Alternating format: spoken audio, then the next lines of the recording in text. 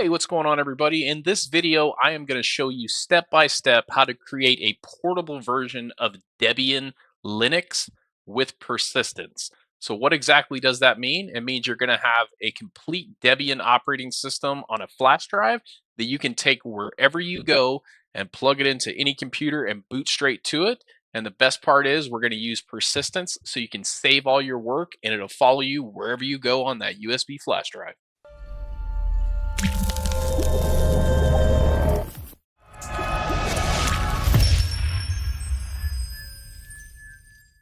The first thing you need to do is download and extract the Ventoy application. So if you're running Windows, just go ahead and get the latest version here with the Ventoy windows.zip. That'll download, only take a few seconds. It's 15 megabytes in size. And then go ahead and extract that to any folder you'd like. I've created a separate folder on my C drive just called Ventoy. Let's take a look at it. Alright, this is what the extracted folder looks like here. A couple applications we're going to be using today, the main one being Ventoy to disk. This is what actually creates the Ventoy Bootable USB. And then we're going to take a look later at Ventoy PlugSon, which is where we can do some advanced configuration, including setting things like persistence up. So let's go ahead and launch Ventoy to disk. You'll get a UAC prompt, accept that. I'm going to move it over from my second monitor here. And make sure, this is very important guys, make sure you select that correct flash drive because this will overwrite everything on the drive. So I'm just going to make sure I have the right one. I have quite a few plugged in here going on. And no, the H drive is the one I actually want. So I'm going to make sure I have the H drive selected in this case. And then we'll just hit install. Make sure you read this again, double check, yep, it's the right drive, hit yes, yes. This only takes a few seconds, and then you'll have your Ventoy USB set up and ready to start loading ISOs.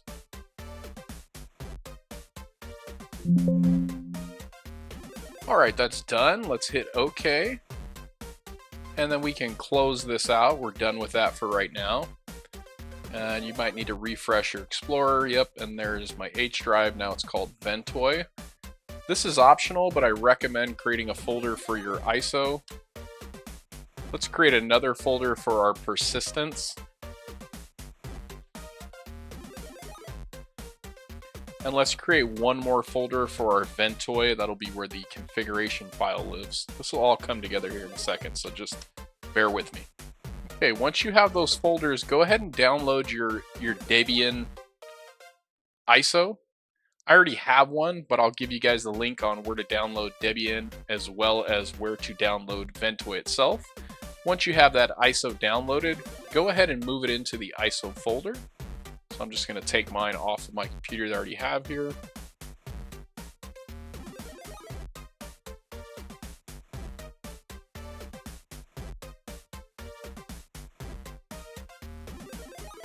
And go ahead and copy that into the ISO folder, and then come back when you're done.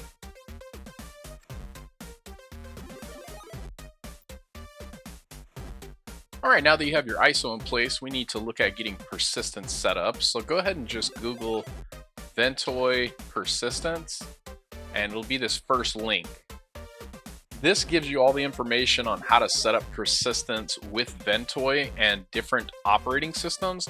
If you look here though, Debian is not listed as one of the supported operating systems that has been tested. However, just do a Control F and search for Debian. And we can see that it is mentioned down here under the manual configuration. So all of these, just to clarify, you scroll back up. Okay, so all these that have been tested, they have out of the box, I guess you would call it, Ventoy configuration files. They're called persistence.dat files when it comes to the persistence within Ventoy. So you can download these directly from Ventoy. This is the easy button if you have one of these that's already been tested. However, it's really good to know how to do it manually in the case like getting persistence to work on Debian. It's also great to know how to do it manually for the purpose of extending your persistence files.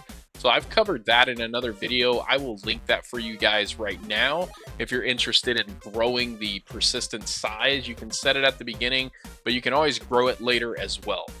Okay, so for Debian, let's read what it says here.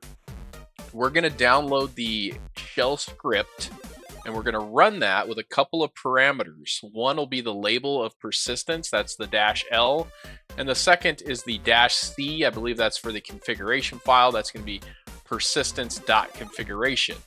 And that will result in the output of a persistence.dat file, which is 1 GB in size. That's just the default.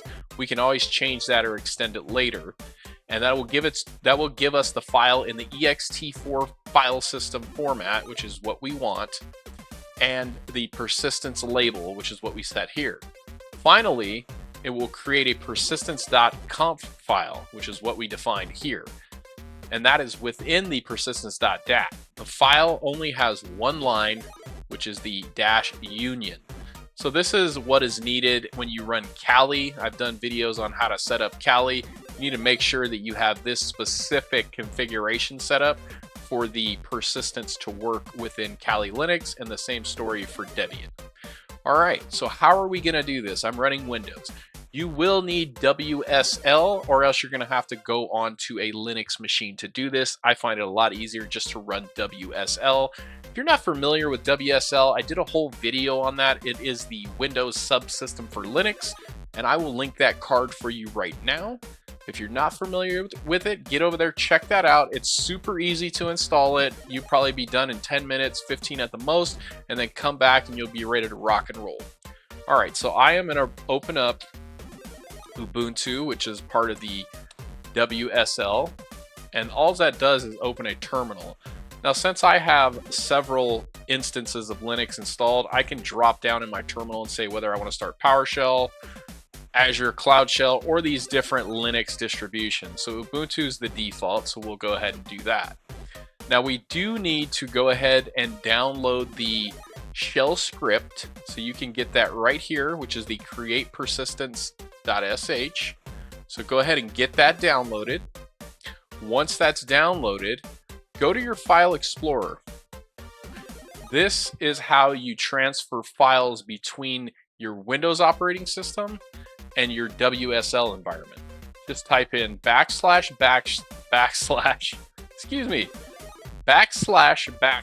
that's why I usually call it whack whack, it's just easier to say, WSL and then a $sign and hit enter. This will bring you into your WSL environment, and these are the different distributions that you'll have installed. By default, Ubuntu will be installed, so let's go ahead and work with that one. And then if you want to know where you're at, by default it's going to be home and then the username, but in Linux you can easily see that here. Just type in pwd, that'll print the working directory, and we are in home, and then Damien, which is the username for this environment. So I'm going to go to home, Damien, and then you can create another folder however you want to do it, but I already have my shell script in here, so all you have to do is copy it like from your downloads and then paste it into here, and then you'll have your shell script. Go back to our Linux terminal, and we'll do an ls to list what's in this directory. And we do see that the create persistence img.sh is in there. So what we need to do is do a sudo, and then you can just copy this whole line in here all the way up to conf. So this is going to run that shell script. It's going to give it the label parameter of persistence and the configuration parameter of persistence.conf. And again, that's going to output the persistence.dat file. So copy this, go back to your Linux terminal, WSL terminal that is, go ahead and hit enter. You'll need to supply the password. So hopefully I didn't forget that. Looks like that's working. Perfect. Now if I do an ls, I should see a persistence.dat file. Great. Okay, so let's come over here to our, let's come over here to our file explorer again, and let's go to the WSL, and then go back to that directory. Mine was Ubuntu, home, Damien, and now we have our persistence.dat file in there. So I'm going to go ahead and copy this, and then I'm going to go to my Ventoy flash drive, which was the H drive. Make sure I have my ISO in there. I do. So now I'm going to go to the persistence, and I'm going to paste this in here.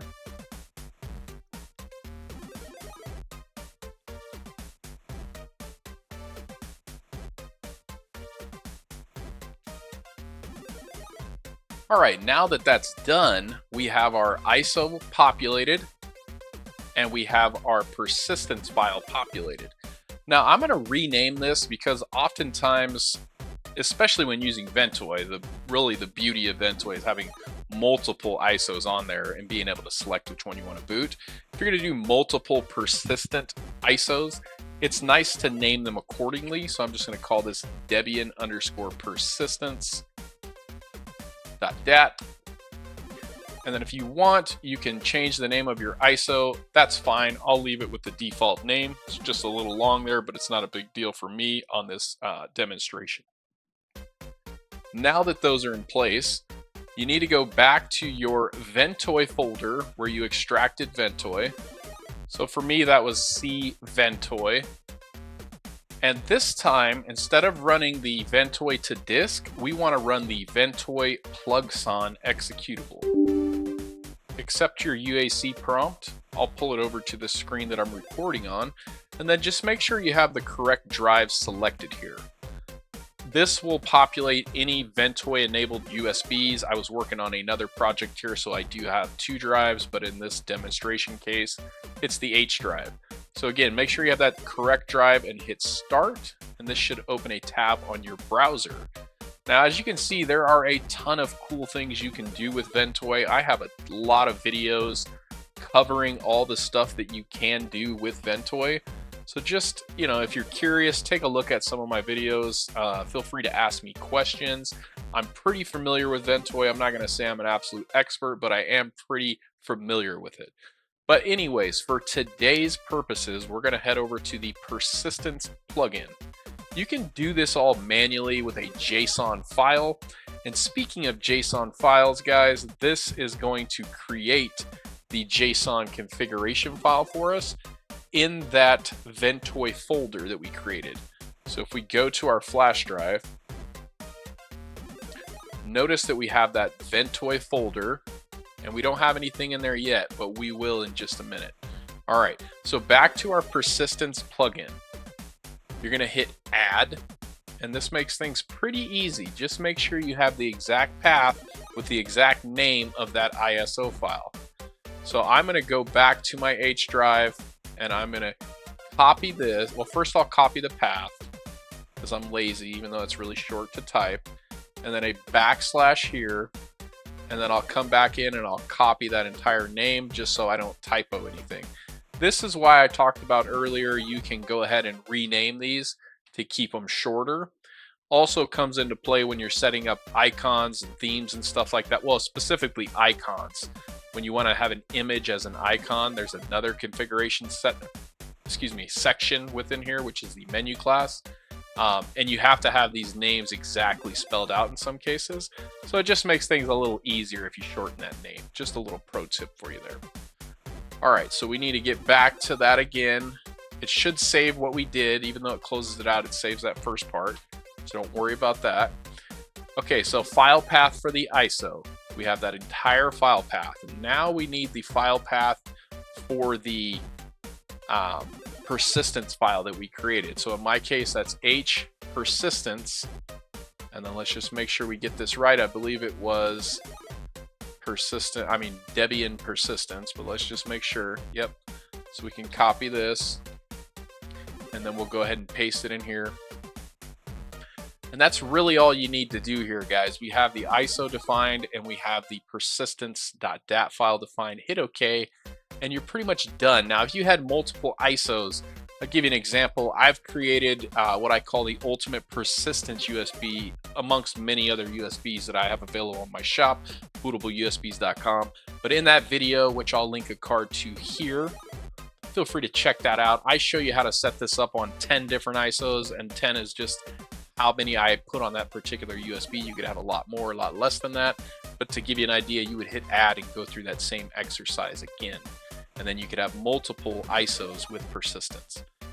And that's kind of why I talked about also naming your persistent files accordingly, or else you're going to get mixed up with them. Okay, so from here, let's go ahead and hit stop. And that will just end that session on the browser there. Hit OK. We can close that out. And now let's go back and check our file system here under that H drive or whatever yours is, the USB drive. Under Ventoy now, we do see that we have a ventoy.json file. Anything you do in that plugson executable is going to populate, it's going to create and or populate entries into the JSON configuration file. So if you don't have one already, it'll create it. We just saw that. If you already had one, it'll just add to it. Let's take a look at this. Very simple. Only one entry essentially under the persistence class here, or persistence section, and that is showing us what the image is and then showing us what the backend or the persistence file is. So there that is. More than you really need to know, but just giving you a little insight into what that executable does behind the scenes. It just creates that JSON configuration for you. Okay, so at this point, we should be ready to test this out. I'm going to demonstrate this in a virtual machine, and since the virtual machine will be running a live ISO, it won't have VMware tools installed, so I'll go ahead and zoom in when that comes to that part, and hopefully it doesn't get too blurry, but it should be good enough to show you exactly what we're doing here. So let me power on that VM, and then I will connect the USB flash drive.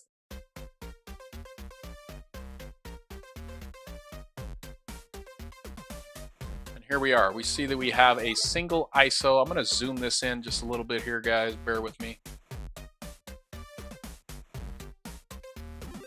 Hopefully it doesn't look too terrible. Okay, so we have the single ISO, which is all I have on this USB, so I'll go ahead and select that. If you do watch my other videos, you'll notice there's a lot more customization when you boot into these Ventoy environments. And I'm going to boot in normal mode. Now here's where the persistence comes in. So by default, it is going to pick that persistence file. If you wanted to boot without persistence, that option's there as well, but of course we want to test our work. So I'm going to boot with persistence.dat.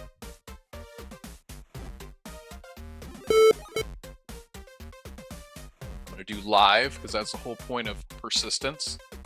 We don't need to install anything, but we can save our work and carry it with us wherever we go.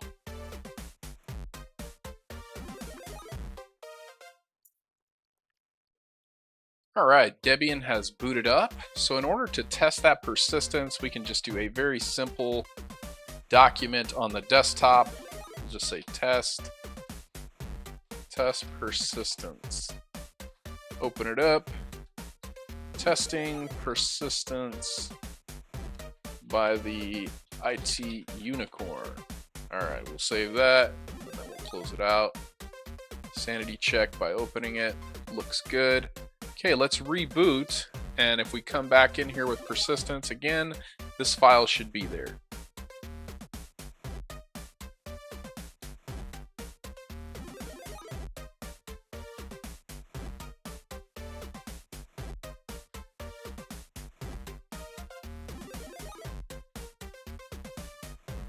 Okay, so I'll go back into the USB drive, boot from that, select Debian again, normal, and then make sure you select persistence, should be the default. Select live here as well,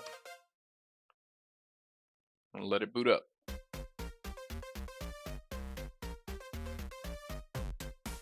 And there we go. Our file is still right here on the desktop, and the contents are saved. So we have just proven that we have persistence functioning on a Debian Linux operating system. So just to elaborate once again, this is on a flash drive. This is not installed. This is a live operating system that we can boot to anywhere we go. And now with persistence, you can save your work and pick up right where you left off. So I hope this was helpful. I did see some comments after my ultimate persistent USB video dropped about having it on different operating systems, and Debian was one of the ones that came up more than once. So I wanted to make this video to give you guys step-by-step instructions on how to get that working. If you guys are interested in these customized USBs that have persistence, multiple operating systems, multiple tools, all kinds of cool stuff, I encourage you to head over to my shop, bootableusbs.com. I'll have it linked in the description or tagged somewhere in here. Check it out. There's a lot of cool stuff. I've made videos on it. It's too much to talk about in one video, but as you saw with the Ventoy plugs on. There's a ton of customization that you can do, and I've put a lot of time and a lot of work into customizing these USBs. Also put a lot of time into researching what the best utilities, the best tools, the most popular operating systems, connected those with persistence in many cases. So they're really well put together in my opinion. And for the price, it's going to save you a ton of work of doing it on your own. But I always encourage you guys, if you're into learning how to do this yourselves, that's also why I make the videos, not just to promote my product. Yes, I'm not going to lie, that's part of it, but to educate you guys as well on how to create your own. So don't feel like you need to buy one, but that option is there. You know, what's your time worth? But if you want to learn instead of just purchasing one, I encourage you to follow along with some of my videos and, you know, build your tool belt, and you'll be able to do this on your own. It is a lot of work though, so consider buying one of my flash drives if you don't want to go through hours and hours of researching and following along with me. All right, guys, I hope this video was helpful. I know at least for a few of you guys that commented about Debian not having persistence with Ventoy. I'm sure this will help you out, so let me know, guys, and let me know your thoughts if you want to see any other distributions. I recently saw a comment about the Linux Mint Debian edition. I'll test it on that as well. This should work on there as well since that's a Debian flavor. But let me know if you have any issues with that, and I can try to do a separate video covering that process. All right, guys, don't forget to hit the thumbs up button, share this with your friends, and if you got any value out of it and you like this kind of content, if you haven't done so already, I'd really appreciate if you subscribe to the channel. I hope you all have a great day. Until the next video, take care.